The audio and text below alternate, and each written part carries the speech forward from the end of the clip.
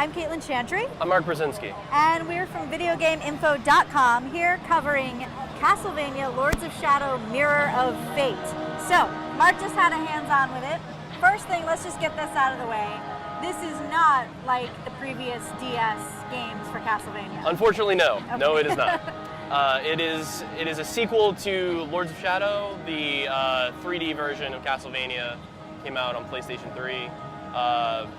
And it's a prequel to the sequel to Lords of Shadow.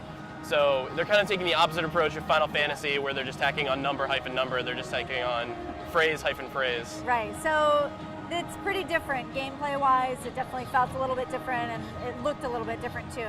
Talk about that. Okay, so it basically is like a flattening of the 3D Castlevania games. It feels kind of God of War-y. You know, you have your two different attacks. It's kind of a single attack and then an area of effect attack. There's grab moves. But the thing is, it felt like the moves weren't doing all that much damage, and it was a little awkward. You were really floaty while you were whipping constantly, which made it hard to kind of dodge attacks because you're just sitting there levitating. That's a shame. So you did get to play a couple of boss battles. Yes.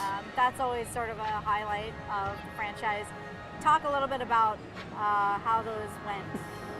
I mean, they were little bland. Bosses just kind of marched on out and did their highly telegraphed attacks, and then you either dodge them or get hit and hit them until they die.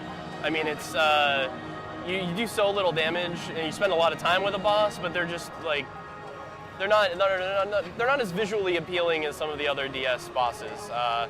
But the thing that really stood out to me was the platforming, which so you have this grab mechanic which works on enemies, but also is used for the platforming elements.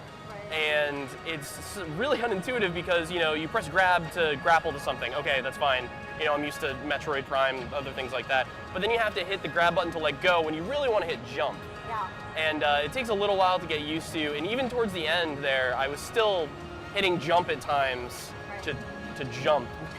But I was supposed to ungrab. Yeah. Well, it sounds like there's a lot of differences. I mean, we did play an early build. This isn't the final build of the game, but what would you say to people who are really looking forward to this game?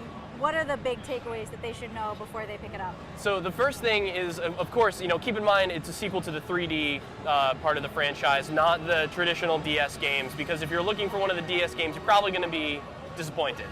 If you really like the 3D Castlevania games, this might be more for you. I'm not 100% sure, you know, if the gameplay of the 3D Castlevania games will translate to this flat title. Hopefully by the time that they have a finished build, it'll feel a little more polished and have better gameplay flow. Fair enough. Okay, so this is Caitlin Chantry. And Mark Brzezinski. And we're from VideoGameInfo.com.